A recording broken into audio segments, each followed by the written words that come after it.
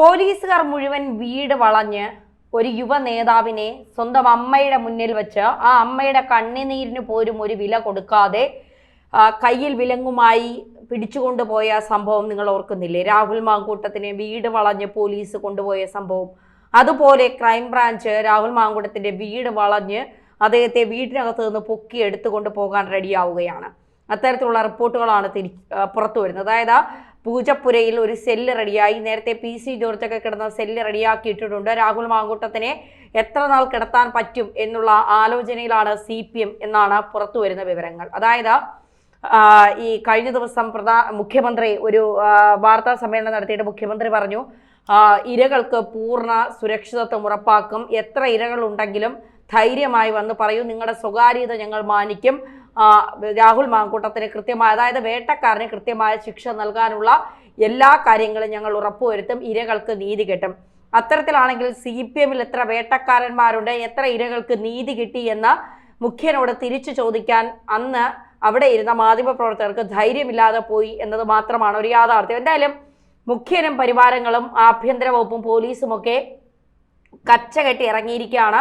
രാഹുൽ മാങ്കൂട്ടത്തെ എങ്ങനെയും അകത്താക്കുക, രാഹുൽ മാങ്കൂട്ടത്തെ ഫോൺ പരിശോധിക്കുക, cyber ഇടങ്ങളിലെ social media ഹാൻഡിലുകളിലൂടെ മെസ്സേജുകൾ അയച്ച് സ്ത്രീകളെ വലയിലാക്കാൻ ശ്രമിച്ചിട്ടുണ്ടോ, അത്തരത്തിൽ എന്തെങ്കിലും രീതിയിൽ പ്രലോഭനങ്ങൾ നൽകി അവരെ വഞ്ചിതരാക്കിയിട്ടുണ്ടോ തുടങ്ങിയ കാര്യങ്ങളെക്കുറിച്ചാണ് ഇപ്പോൾ ക്രൈംബ്രാഞ്ച് കൃത്യമായി അന്വേഷിക്കുന്നത്. ഇന്ന് വ്യാജ തിരിച്ചറിയൽ കാർഡുമായി ബന്ധപ്പെട്ട കേസിൽ രാഹുൽ മാങ്കൂട്ടത്തോട് ക്രൈംബ്രാഞ്ച് തിരുവനന്തപുരം ഓഫീസിൽ ഹാജരാകാൻ പറഞ്ഞു. എന്നാൽ ഇന്ന് തനിക്ക് ഹാജരാകാൻ കഴിയില്ല എന്നാണ് രാഹുൽ മാങ്കൂട്ടം വ്യക്തമാക്കിയിരിക്കുന്നത്. അതുകൊണ്ട് മറ്റൊരു ദിവസം ഹാജരാകാം എന്ന് പറഞ്ഞിട്ടുണ്ട്. പക്ഷെ അന്നും ഹാജരായില്ലെങ്കിൽ ഒരുപക്ഷെ അറസ്റ്റ് ചെയ്ത് കൊണ്ടുപോകാനാണ് സാധ്യത. ഇനി അറസ്റ്റ് ചെയ്താൽ കസ്റ്റഡിയിലെടുക്കും, കസ്റ്റഡിയിലെടുത്താൽ കോടതിയിൽ ഹാജരാക്കും, കോടതിയിൽ ഹാജരാക്കിയാൽ പിന്നീട് ഒരുപക്ഷെ ഒന്നുകിൽ റിമാൻഡിലേക്ക് അയക്കും, അല്ലെങ്കിൽ ജാമ്യം കിട്ടി പുറത്തിറങ്ങാം. എന്താണ് എന്നുള്ളത് കാത്തിരുന്ന് തന്നെ കാണേണ്ടതുണ്ട്. എന്തായാലും രാഹുൽ മാങ്കൂട്ടം അത്ര സേഫ് അല്ല എന്നുള്ളതാണ് യാഥാർത്ഥ്യം. ഇവിടെ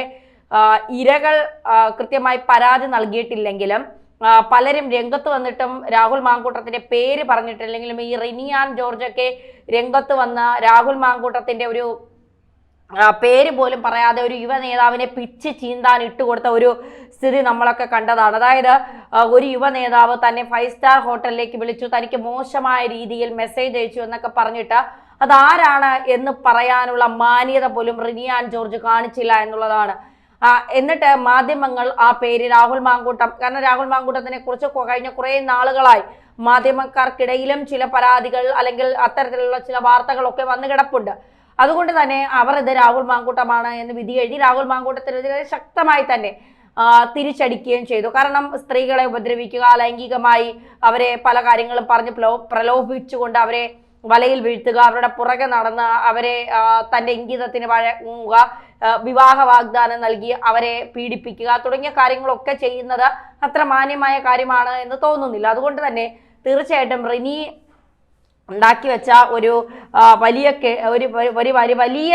എന്താ പറയുക ഒരു തീപ്പന്തമാണിപ്പോൾ ആളിക്കത്തുന്നത്. രാഹുൽ എന്താണ് രാഹുലിന് ഇനി ചെയ്യാനുള്ളത്? ഇപ്പോൾ ഷാഫി പറമ്പിലൊക്കെ രാഹുലിനെ പ്രതിരോധം തീർത്തുകൊണ്ട് രംഗത്ത് നിൽക്കുകയാണ്.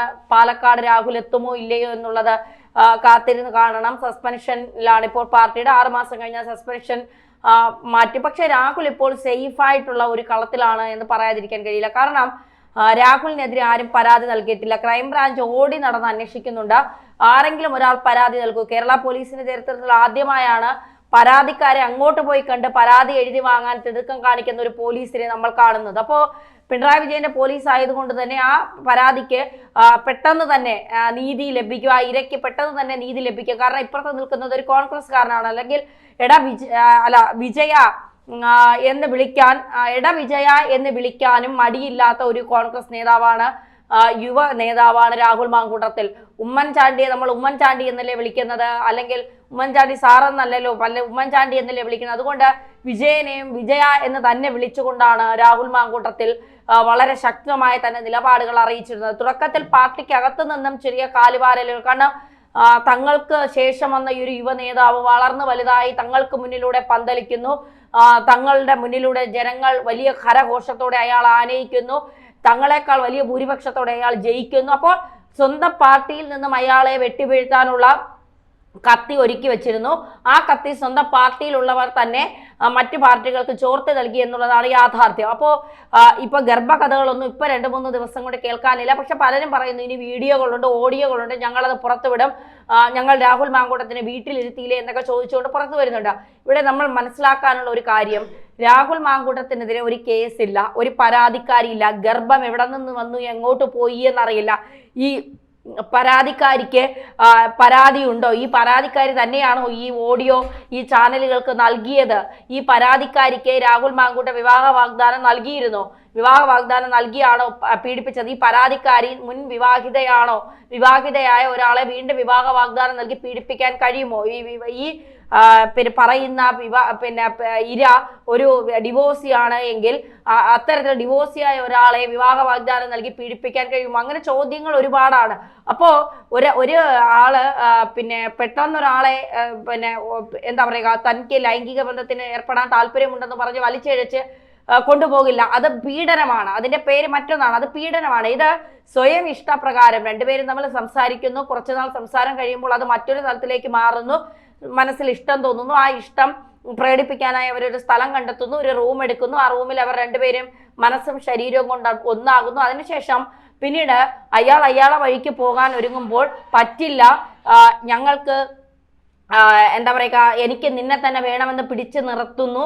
പിന്നീട് അയാൾ എനിക്ക് എന്താ പറയുക, ആ ഇഷ്ടമില്ല ഇപ്പോൾ, അതൊക്കെ കഴിഞ്ഞു, അയാളും കൈയഴുകയാണ്, അയാളുടെ ഭാഗത്തുനിന്ന് കൈയഴുകി പോവുകയാണ്. അപ്പോൾ ആ സമയത്തുണ്ടാകുന്ന ഒരു എന്താ പറയുക, ഒരു പകയുടെ പുറത്ത് ഈ പെൺകുട്ടി ഈ എന്താ പറയുക ഓഡിയോ ക്ലിപ്പുകളൊക്കെ പുറത്തു വിട്ടതാണോ എന്നുള്ളതാണ് ഇപ്പോൾ പലരും അന്വേഷിക്കുന്നത്. എന്തായാലും രാഹുൽ മാങ്കൂട്ടത്തിൽ പൊതുസമൂഹത്തിനിടയിൽ ഒരു വലിയ ഇമേജ് ഉണ്ടായിരുന്ന ഒരു യുവ നേതാവാണ്.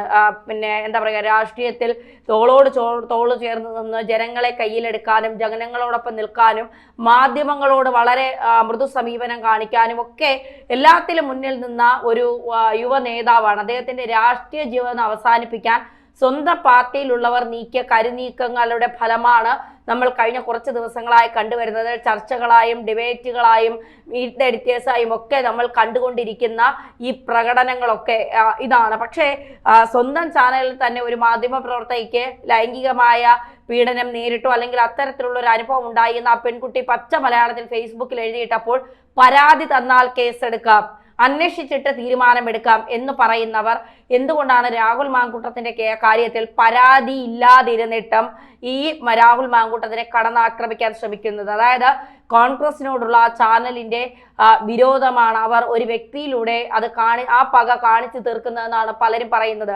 അങ്ങനെയാണ് എങ്കിൽ അത് നമുക്ക് വിശ്വസിക്കാതിരിക്കാൻ കഴിയില്ല. കാരണം രാഹുൽ മാങ്കൂട്ടത്തിനെ അത്രയ്ക്ക് മേലാണ് അവർ ഇട്ട് ഇങ്ങനെ കുരുക്കുന്നത് എന്നുള്ളതാണ്. പരാതിക്കാരില്ലാത്ത ഒരു കേസിൽ ഒരാളെ എത്രത്തോളം ദ്രോഹിക്കാൻ കഴിയുമോ അതിന്റെ ഏറ്റവും അങ്ങേയറ്റമാണ് ദ്രോഹിച്ചിരിക്കുന്നത് എന്നുള്ള കാര്യത്തിൽ സംശയമില്ല.